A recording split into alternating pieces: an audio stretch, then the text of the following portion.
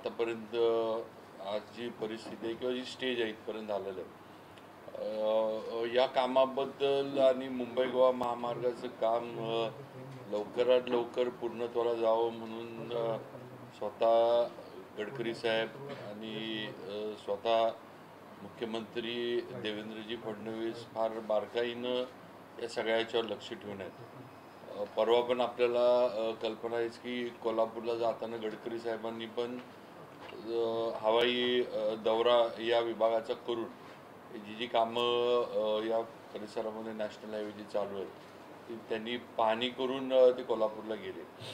आणि सगळ्यात महत्त्वाचा विषय की आता या मे एंडच्या आधी, कारण साधारण मे नंतर आपल्याकडं कोकणात पाऊस लवकर चालू होतो इतर राज्याच्या हे, कारण त्यामुळं आमचा प्रयत्न हाच आहे की नॅशनल हायवे आणि PWD या दोन्ही विभागांकडे जी कामं आहेत या दोन्ही विभागांचं योग्य कोऑर्डिनेशन ठेवून मे एंडपर्यंत या मुंबई गोवा महामार्गाचं काम बऱ्यापैकी पूर्णत्वाला गेलं पाहिजे. आणि तशी आता परिस्थिती आहे ती जाईल.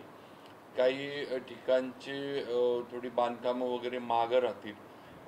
प्रामुख्यानं इंदापूर माणगावचा जो बायपास आहे त्याचं एक थोडं काम मागं राहील. दुसरं म्हणजे आपल्या इथं पण आल्यानंतर मला वाटतंय हां, म्हणजे आरवलीपासून ते संगमेश्वरच्या इथं जे मला वाटतं आता ते म्हात्रे म्हणून कॉन्ट्रॅक्टर काम करतात त्यांचं एक आहे, तर त्यांना पण आम्ही काल सूचना केल्या की तुम्ही माणसं वाढवा. मला वाटतं संगमेश्वरच्या इथल्या पुलाचं काम थोडं संथ गतीनं चाललं आहे, त्या पण सूचना काल दिल्यात की पावसाळ्याच्या आधी जे काम म्हणजे त्याचे पिलर्स वगैरे जे वर आणणं गरजेचं आहे, जे पुढं पावसाळ्यामध्ये करता येणार नाही, तर त्या कामावर त्यांनी फोकस करावं आणि ते त्यांनी वर आणलं पाहिजे. किंवा त्याला आता काय लागेल ते त्यांनी मशिनरी, कर्मचारी वगैरे, लेबर वगैरे ते त्यांनी उपलब्ध करावं. थोडं त्यांचं आणि त्यांचे जे कन्सेशनर आहेत त्यांचं थोडं काही पेमेंटचे विषय आहेत, पण आम्ही त्या दोघांना सांगितलं होतं तुमचा विषय आहे डिपार्टमेंटला आणि हे प्रवाशांना त्याच्याशी काय आमचं कर्तव्य नाही. तुम्ही तुमचे विषय जे आहेत ते तुम्ही सॉर्ट आऊट केले पाहिजेत.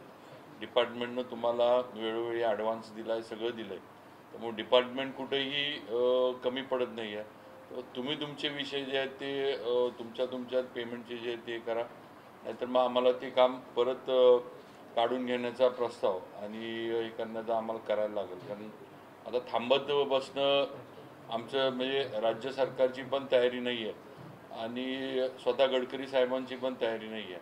त्यांना हा प्रकल्प काही करून पूर्ण करायचा आहे. आणि बऱ्यापैकी म्हणजे माझ्या ह्यानं एक तर आमचा प्रयत्न आहे की पावसाळ्याच्या आधी, म्हणजे महत्त्वाचा विषय आपला कधी येतो गणपतीमध्ये, ज्यावेळेला आपली मुंबईकर मंडळी जी आपल्या इथले ती गणपतीला इकडे येतात आणि त्या ह्याच्यामध्ये बऱ्यापैकी पाऊस इकडं असतो, त्यामुळं त्यावेळेला काम काहीच आपण करू शकत नाही. गणपतीच्या दृष्टीनं मे एंडपर्यंत जे जे करणं गरजेचं आहे, ज्या ठिकाणी समजा एखादं बांधकाम पुलाचं वगैरे जर होत नसेल, समजा काही तांत्रिक गोष्टी अडचणी आल्या धरून चालू आपण, तर त्या ठिकाणचे रस्ते जे आहेत सर्व्हिस रोड वगैरे हे वाहतुकीच्या दृष्टीनं क्लिअर राहिले पाहिजेत.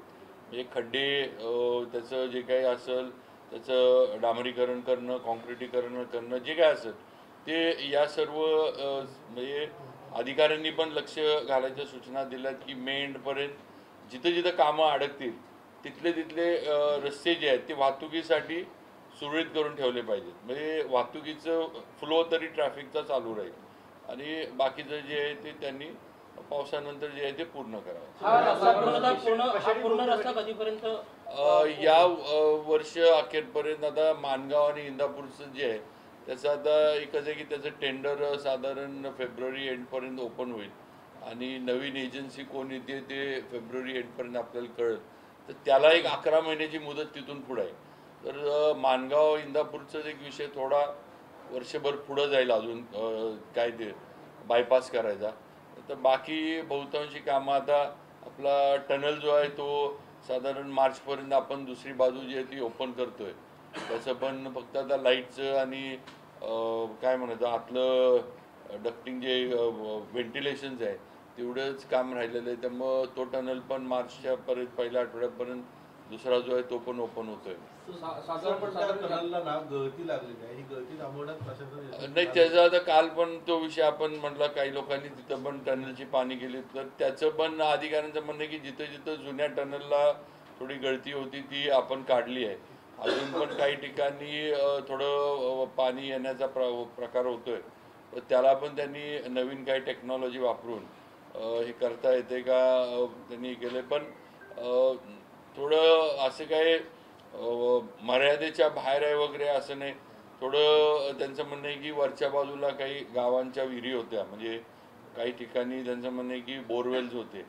थोडं ते पाणी पण त्यांचं म्हणणं आहे की जरा झिरपून त्या टनलमधनं येते. पण त्यांचं म्हणणं मला जे दिलं की काय ते IIT वाल्यांकडनं पण त्यांनी सर्वे करून घेतलाय. गळती बंद झाली पाहिजे याबद्दल पूर्ण प्रयत्न चाललाय. पण जे काय परमिसेबल लिमिट असतं तेवढ्यामध्ये ती आहे. असं काय त्याच्यामुळं धोका होईल किंवा त्यानं काही हे होईल अशी काही तिथं परिस्थिती नाही. काही ठिकाणी काम झालंय असं म्हटलं जातं. काही ठिकाणी संरक्षक भिंत कोसळले, काही ठिकाणी रस्ता खचण्याचा प्रकार देखील सुरू आलेला. आताची परिस्थिती असेल तर पुढे काय असेल? पहिलं तर संरक्षक भिंत जी कामं निकृष्ट झाली ती त्या कॉन्ट्रॅक्टरांना परत करायला लागतील. त्याला काय आपण निकृष्ट दर्जाच्या आणि क्वालिटी नसलेल्या कामांना आपण कोणच आणि डिपार्टमेंट पण त्याला पाठिंबा किंवा सपोर्ट देणार नाही.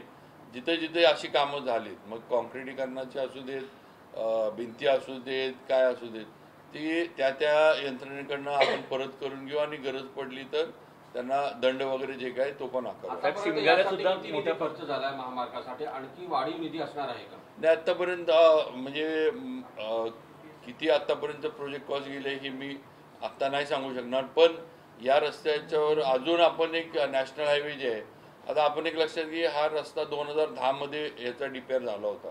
त्यावेळेला 2010 मध्ये काही गोष्टी टेक्निकल ज्या आपण म्हणतो त्यावेळेला एवढ्या अभ्यास नव्हता की आता काही रोड सेफ्टीच्या दृष्टीनं काही ठिकाणी नवीन ओव्हरब्रिजेस मागितलेत, काही ठिकाणी अंडरपास नवीन मागितलेत काही गावांनी. आता आम्ही काल येताना रवी पाटील साहेब होते, आमदार साहेब आपले, धैर्यशील पाटील साहेब होते, आपले तटकरे साहेब तिथं होते. तर त्यांनी पण काही ठिकाणी नवीन ब्रिजेस नवीन काही अंडरपास द्या म्हणून केलंय. तर त्या दृष्टीनं एक 100-125 कोटीचं नवीन काम याच्यावर म्हणजे रोड सेफ्टी आणि ह्या नवीन मागण्या ज्या आल्यात त्याचा एक प्रस्ताव करायचं नॅशनल हायवेचं आता चालू आहे. त्याच्यामध्ये नवीन जे काही लागल म्हणजे कुठं समजा एखादं गाव त्यावेळेला एखाद्या गावाला हे काय म्हणतो आपण कनेक्शन दिलं नसेल किंवा त्यांना ये जा करायला हे नसेल त्या सगळ्या गोष्टी मग 100-125 होईल किंवा थोडंफार वाढेल मागण्यांप्रमाणे लोकांच्या. ते काम आता हे करायचं चाललंय. म्हणजे 10 टप्पे आहेत. कोणते टप्पे पूर्ण झालेत आणि कोणते टप्पे अपूर्ण आहेत? किती टक्के त्याचं आता मेन म्हणजे आपल्या इथले जे 2 पॅकेजेस आहेत ते थोडे महाग आहेत. म्हणजे संगमेश्वराच्या इथलं ते थोडं महाग पडलंय. सुरुवातीच्या टप्प्यातलं साधारण काहीतरी 42 किलोमीटरचं काम होतं, त्यातलं 41 किलोमीटर पूर्ण झालेलं आहे. नंतरच्या याच्यामध्ये पण मला वाटतं आपल्या रत्नागिरीचा हा जो पीस आहे ते काम थोडं लेट नवीन तिथं कॉन्ट्रॅक्टर त्याला दिलं गेलं. तर तरी त्यातलं पण साधारण 81-81% काम पूर्ण केलंय. त्यामुळं ही काम फक्त मधला जो संगमेश्वराचा जो तेवढा थोडा हे आहे तो जरा मागं पडलेला ही वस्तू. निवळी गावात बायपास होणार की पुलाचं काम होणार? म्हणजे पुलाचं काम पण रखडलं निवळी गावात. नाही आता पूर्वी जे धरलेलं आहे म्हणजे ज्याला मंजुरी दिलेली आहे तेच त्याच्यामध्ये हे होणार. म्हणजे फक्त काय आहे काही ठिकाणी लोकप्रतिनिधी आणि लोकांच्या आग्रही मागण्या जिथं होत्या काही ठिकाणी पूल वाढवा म्हणून मागण्या होत्या ते नॅशनल हायवेनं प्रस्ताव त्याचे केलेले. हायवे मार्गावरून जाताना बराचसा डोंगर भाग आहे आणि ज्या संरक्षक भिंती बांधलेल्या आहेत त्या संरक्षक भिंती डोंगराला अगदी जवळून खेटून बांधलेल्या आहेत. त्यावेळी कधीही ती माती खाली होऊ शकते असं या पावसाळ्यात सुद्धा झालेलं आहे.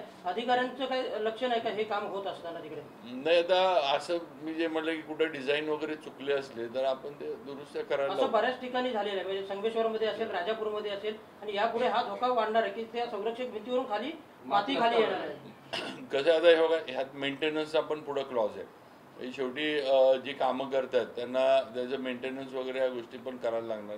त्यामुळे कुठं डिझाईन वगैरे अशा पद्धतीनं काही चुकले असले तर त्याच्या दुरुस्त्या करायला लावल्या पण जातात. अधिकाऱ्यांनी ठेकेदारांच्या ही निदर्शनास आणून द्यायला पाहिजे ना, कारण भौगोलिक परिस्थिती ती इथली वेगळी आहे. नाही बरोबर आहे. आता म्हणून म्हणतो जिथं चुकलं असेल काय असं ते आपण दुरुस्त करून घेऊ, त्याला काय वेगळं काही करायला लागणार नाही. अधिकाऱ्यांच्याकडे दुर्लक्ष होतंय का? दुर्लक्ष म्हणण्यापेक्षा ज्या त्या वेळेला थोडंफार लक्ष ठेवलं पाहिजे. काम सुरू असताना तुमचं म्हणणं बरोबर आहे, पण आता काही ठिकाणी आपण म्हटलं तसं आता भिंत बांधूनच झाली असेल, आता ती सगळी परत पाडण्यापेक्षा त्या डिझाईनमध्ये सुधारणा काय करायची आणि ती ज्या कारणासाठी बांधली आहे त्या कारणासाठी उपयुक्त कशी होईल हा प्रयत्न आपल्याला आता केला पाहिजे. 15 ते 20 फूट असं उंच बांधण्यात आलेलं आहे. वरती मात्र डोंगराचा भाग आहे. ती पूर्ण माती खाली यावर्षी संगमेश्वरमध्ये देखील आली होती पूर्णतः सगळी. नाही तेच आता एवढं काय मी तेच आपल्याला सांगतो की जिथं डिझाईन चुकीचे झाले असतील किंवा जरा फार जिथं हे झालं असेल त्या दुरुस्त्या आपण करायला. साताराचा प्रश्न आहे विषय आहे की पालकमंत्री असं म्हणाले की येणाऱ्या सगळ्या निवडणुकीमध्ये आपण स्वभावावरती लढू असं शंभूराजे देसाई म्हणाले पाहायला मिळतं. आता शेवटी हे निर्णय जे आहेत हे पक्षाकडनं केले जाणार म्हणजे भाजपचे, आणि आम्हाला आमच्याकडे भाजपला जे वर्ण आमचे अध्यक्ष आता रवींद्र चव्हाण साहेब आहेत ते किंवा केंद्रातले आमचे जे वरिष्ठ नेते मंडळी आहेत ते जो निर्णय राज्याबद्दल घेतील त्याप्रमाणे आम्ही पुढे लोक काय म्हणतो आपण स्थानिक स्वराज्य संस्थांना पुढे. साहेब महिलांना 50% आरक्षण एसटी मध्ये दिलं, सवलत दिली, त्यामुळे एसटी तोट्यात आलेली आहे. त्यामुळे परिवहन मंत्री प्रताप सरनाईक यांनी याची कबुली दिलेली आहे. त्यामुळे ही 50% आरक्षणाची सवलत जी आहे ती रद्द होणार अशी चर्चा सध्या रंगलेली पाहायला मिळते. नाही मला नाही वाटत रद्द होईल, कारण शेवटी महिलांना त्यांच्या म्हणजे थोडं स्वावलंबी व्हावं किंवा त्यांना ही माहिती दिली, रद्द होण्याचं हे नाही. असू शकतं म्हणजे आता त्यांच्या महामंडळाचं काय पण असू शकते किंवा सवलतीमुळे जरा तोटा वाढला असेल. राज्य सरकार आहे त्याच्यासाठी आणि राज्य सरकार नक्की सर महामार्गावर भोसते गाडा खूप डेंजर झालेला आहे, अपघात या ठिकाणी झालेला आणि त्याची संरक्षक भिंत देखील कोसळली. त्याला पर्यायी मार्ग असणार, कारण खूप अवघड वळण आहे. राजापूरमध्ये देखील आहे आणि खेडमध्ये भोसते घाट देखील अवघड आहे. त्याला काय हे करायचं पर्यायी मार्ग जर असेल तर तो सुरू करा. आतापर्यंत त्या कर्विंगला खूप ऍक्सिडेंट झालेले आहेत. आपण संरक्षक भिंत देखील कोसळलेली आहे. थोडंफार बघू आपण स्टडी करायला लावता काय मला पण माहिती मी नक्की करू, पण काय जे गरजेचं असेल मेन म्हणजे वाहतूक सुरू ठेवण्यासाठी तो उपाय आपण तिथं करू. शिमग्याला महामार्गावर आहेत किती पूल पूर्ण झाले, कारण बहुतांश पुले अर्धवट आहेत. माझ्याकडं आत्ता मी तुम्हाला ती आकडेवारी देतो, पण आत्ता माझ्याकडं ॲक्च्युअलमध्ये किती पूल पूर्ण झाले ते आत्ता लगेच नाही, पण माझ्या अधिकारी मी घेऊन त्यांच्याकडनं देतो. साहेब या महामार्गावरती काम करताना ठेकेदारांकडून या ठिकाणी रॉयल्टी थकवली गेलेली आहे. जो काळा दगड काढला जातो त्याची रॉयल्टी अद्याप भरलेली नाही. जवळपास 10 कोटींची रॉयल्टी सरकारचं या ठिकाणचं उत्पन्न आहे, ही महसूल या ठिकाणी बुडवला जातो. नाही एक लक्षात घ्या, कामं तर अजून चालू आहेत. ठेकेदारांची काय कामं चालू असल्यामुळे मला वाटतं फायनल बिलं वगैरे असं काही झालेलं नाही. त्यामुळे असं काय बुडवून ते कुठं निघून गेलं असं नाही. अजून पण त्यांचं बिलिंग वगैरे आहे, कारण अजून कामच अर्धवट आहेत. त्यामुळे अजून बिलिंग वगैरे जे काय त्यांचं होईल त्यावेळेला रॉयल्टीचा निर्णय होईल. त्यांच्या पुढच्या ह्याच्यातनं पण रॉयल्टी जी असेल ती वसूल करायचं ठरलं तर वसूल करू शकेल. काही ठिकाणी नॅशनल हायवेच्या याला राज्य सरकारनं रॉयल्टी माफ केलेली. आता समृद्धीचं हे आहे तर त्याच्यामध्ये राज्य सरकारनं निर्णय घेतला बुवा राज्याचा प्रकल्प असल्यामुळं रॉयल्टी माफ करायची. इथं पण काय पुढचा विषय असला तर तसा प्रस्ताव वर आले याच्याकडं कॅबिनेटकडे किंवा मुख्यमंत्र्यांकडे निर्णय घेतील. आणि जिथं वसूल करायची असेल तिथं ती ठेकेदाराची पुढची जी काय असेल त्यातनं वसूल होईल. राज्याचा ठेकेदाराचा प्रश्न गंभीर आहे. महाराष्ट्रात जी कामं झालेली त्याची बिलं अजून आलेली नाहीये. जवळपास थोडं आता काय झालंय, थोडं हे राज्यातल्या ठेकेदारांच्या बिलाचं आहे, पण आलंय म्हणजे होईल काय तर त्याच्यात. आता मध्ये आम्ही थोडाफार निधी फायनान्सने दिल्यावर आम्ही उपलब्ध करून दिला. राज्यात समसमान प्रमाण आपण वाटलेलं आहे आणि पुढं पण होईल. मार्चपर्यंत बऱ्यापैकी आपण क्लिअर करू. अवघ्या 15 दिवसांवर शिमगा उत्सव आलेला आहे कोकणात. आता शिमगा उत्सवासाठी भाविक येणार आहे, तर तो कशेडीचा बोगदा आहे तो दुसरा त्यासाठी चालू होणार खुला होणार. आता माझ्या काल जे मार्चपर्यंत तो ब्रिज बोगदा जो आहे तो खुला होऊन जाईल. चलो थँक्यू.